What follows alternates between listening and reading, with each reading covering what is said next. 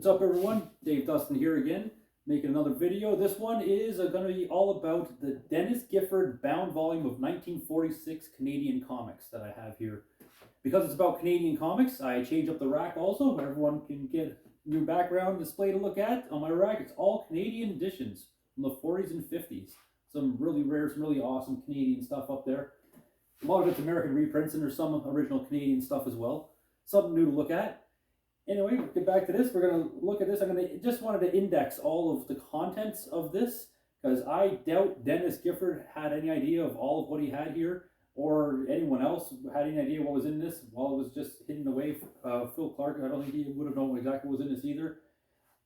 When I got this, I made a video. You should really, if you're interested in this at all, watch my video. It's over an hour and a half long, so bring some popcorn with you.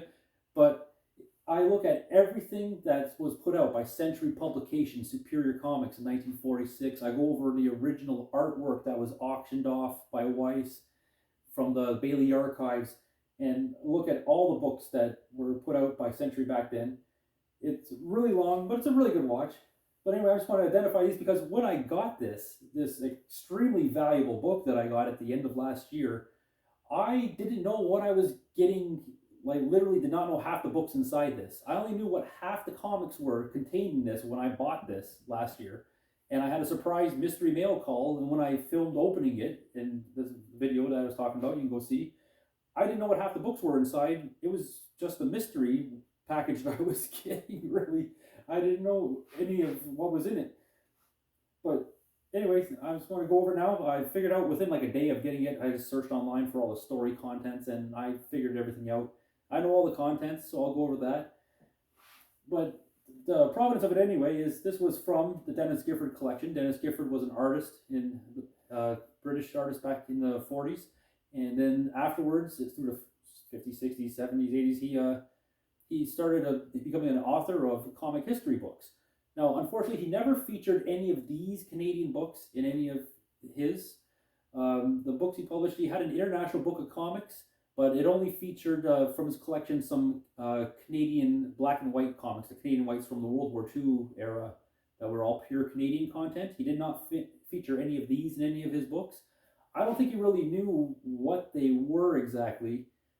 I believe everyone at the time thought these were remainder comics. They did not know that these were not remainder comics. These were just sent over to test the international waters of the British market by Century Superior.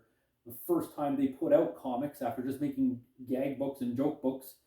1946, the one and only year that they put out dozens of comics, several dozen, and they sent them all over to London, England to be distributed by Streamline Books, and they were almost entirely distributed in the British market, not here in Canada. So anyway, I got this I actually got from Phil Clark. So Denis Gifford passed away around 2000, 2001. His estate auctioned off all his bound volumes. He had apparently tons of bound volumes like this, and several of them were bought by Phil Clark. Phil Clark came out with this book, and Mike Higgs, Nostalgia About Comics. And inside this book, it has this page where it talks about the non-covered and also the covered comics of 1946 Century Publications. So this is the only article in any book anywhere I've ever found that actually talks about these 1946 comics. And it was in this book, Phil Clark, who I bought this book from at auction at the end of last year, and he's had it in his collection for 20 years since he got it from the estate of Denis Gifford. So, get into what's inside this book. So it has 17 comics total. Some of them had covers that were removed, and some of them had no covers ever to begin with. So this first story on this is Boogeyman. This is actually Zor the Mighty Number Two. There's a cover that should have been on it. It's got a $60 price. Somebody removed the cover, so this one actually had a cover. It's been removed. Zor the Mighty Number Two. The next book, first story, is Boogeyman. Now this is kind of funny. This, I believe, would have been Boogeyman Number One. I say that this would have been Boogeyman Number One because the very next book in here after this, as you'll see in a minute, is Boogeyman Number Two. But the Boogeyman Number Two in this book did not have the overprinting of the indicia and the price in the Century publications. It was missed. I have now seen 4 total comics that missed the overprinting somehow. I don't know how. They were. I thought it was on the black printing plate. Apparently they were overpressed, I guess. Anyway, I think this should have also had an indicia that was missed, and it should have been Boogeyman Number One. Now, these stories were printed, but they were printed in 2 comics. It was half of this is Mary Comics, and in the other half, the stories is from Zoom Comics. So they took 2 half comics and put them together to make this one book. And then I think they sold this as Boogeyman Comics Number One. That's the only one I can't prove 100% because, like I said, there's no indicia.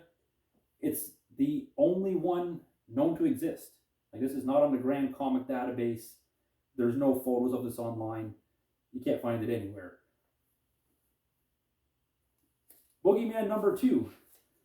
So, as you can see, on the Grand Comic Database, there is a Boogeyman Number Two. It has Century Publications, and it has a 60 price and an indicia at the bottom where it actually says, Boogeyman, published by Century Publishing Company, 2382 Dundas Street West, Toronto, Canada, Volume 1, Number 2, 1946. This one is missing all of that. The Century Publication, the 60 price, the indicia is not on this. So this one was missed. That's why I think the other one before it was also missed somehow. But that's Boogeyman Number 2. The next comic, first story is Captain Wizard. So this is 3 Ring Comics Number 1. So that's the cover that would have been on it. 3 Ring Comics Number 1. Somebody has removed this cover from this book that was bound inside here. This next one, so the first story is another Captain Wizard, but strangely enough, this is not a Century Publications comic. This is the only one that is not Century Superior. This one is actually published by Bell Features, a different Canadian publisher. This was in Stardust Trail, number 11, is this book here. The cover is actually from True Confidences number 4. Inside of this Canadian book, Stardust Trail, is the comic called Meteor Comics. So this would be the inside for Meteor Comics, but it was published in Canada, Stardust Trail. So somebody removed this cover from this Canadian book, put that there.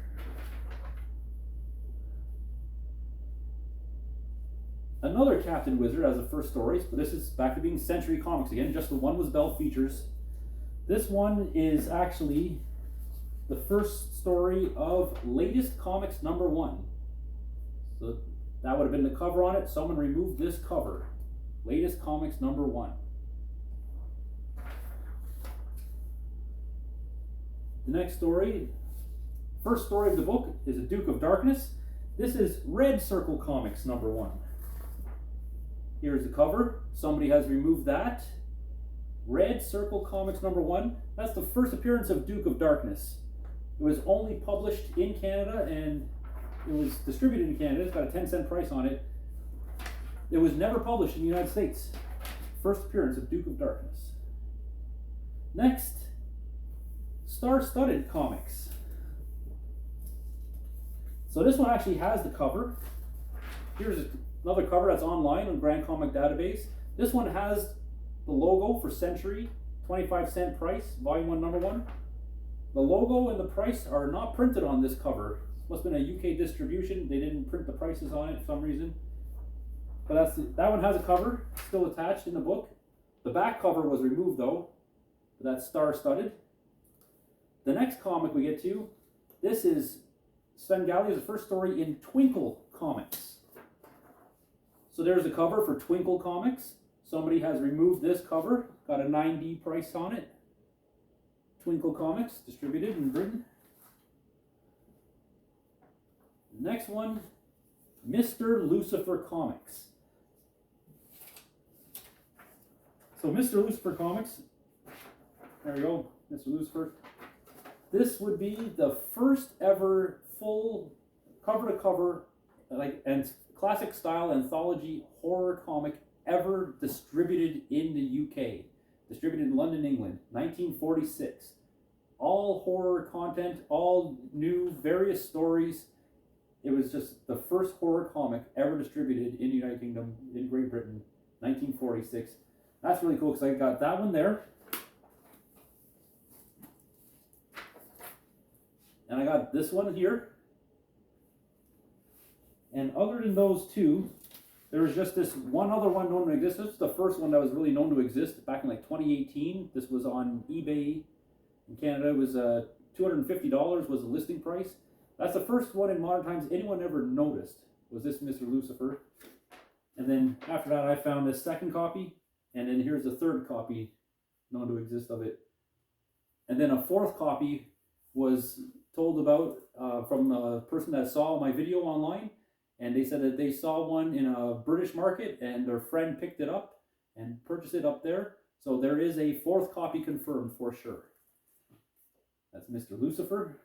So this was actually Spook Comics in the United States, but they did not publish this with a cover in the Canadian version. This was published non-covered. Next, Snowman Comics.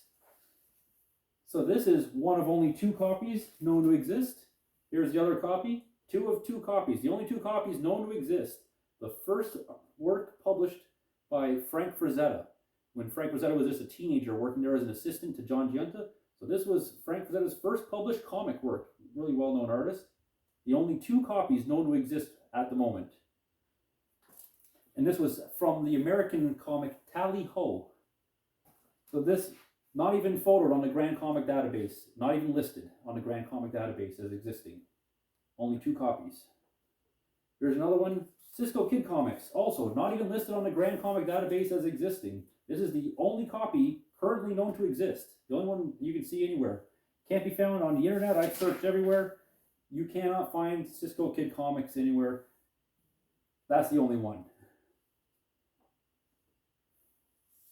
The Jinx. So this is kind of cool. So this was only published in Canada and only distributed in the UK. It has stories in it from Bailey Publications that they were never published in the United States, which is really cool. So the only way to get that is to get these from the UK. I have another copy of this. There's another one online, so there's a few copies of this that exist, but also extremely rare. This has no title in the indicia. The first story title is The Jinx. It would have been titled Trophy Comics. It was originally Pot of Gold Comics. Before they silver printed the artwork had Pot of Gold written at the top, but the cover, before they printed the cover, they changed the artwork on the cover from Pot of Gold to Trophy Comics. So this would be Trophy Comics if it had the cover, but it had never had a cover. Next one, first story is Splash Waters. So there's at least one other one of these. It was featured in that Nostalgia About Comics book. So Splash Waters. So this was originally called Barrel O' Fun on the original artwork. It was reprinted in I think it was like the early 60s in the United States, and they put a newly made cover on it and they called it Full of Fun. So it might have been the same kind of thing as Pot O' Gold. They might have changed it from Barrel O' Fun to be Full of Fun on the cover, but I have not seen the actual cover artwork for this. It wasn't in the archives. So only a couple of copies of this known to exist. Firetop. In the indicia, it's called Firetop. So this one's really cool. Also, only copy known to exist. I have not seen another copy of this anywhere ever online. It's not listed as existing on the Grand Comic Database. There's no photos anywhere. This is Slapstick. Is the US comic, the original.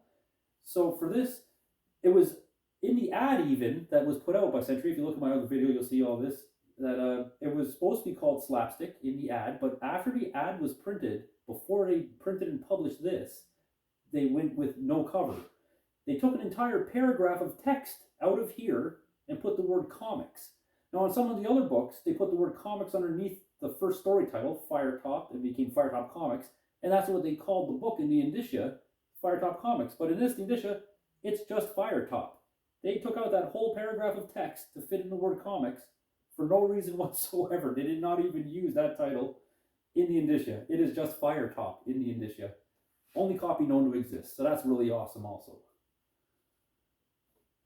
Dr. Mercy, I've got a few of these. So this was Zoom Comics. So like the other comic before, they had half Mary Comics and half Zoom Comics to make the book Boogeyman Number One, as far as I can tell. This is entirely Zoom Comics. So they reprinted the whole thing exact same. I've got a few of these. Also no title. Dr. Mercy, the first story. So this would be Zoom Comics, the Canadian edition. And the last book, this is Bombardier Comics. So this would have had a cover. That's the cover it would have had. Bombardier Comics. It was the cover for B29 to Bombardier, but they took off the B29. It doesn't have any of these stories in it, not at all. It has nothing to do with the cover. They mix and match their covers century with the wrong contents all the time. And that's what they did here. So this was actually called Knockout Comics. And it refers to the next issue of Knockout. That's on the original artwork from Bailey Publishing. This was called Knockout Comics by them. It was never published in the United States. It was only ever published in Canada, and it has a 90 and a 15-cent price. So it appears to be, it was distributed not just in the UK, but also in Canada as well. Some of the Century books were not just on the UK market. Some of them do have cent prices. They were distributed in Canada as well, so this would be another one.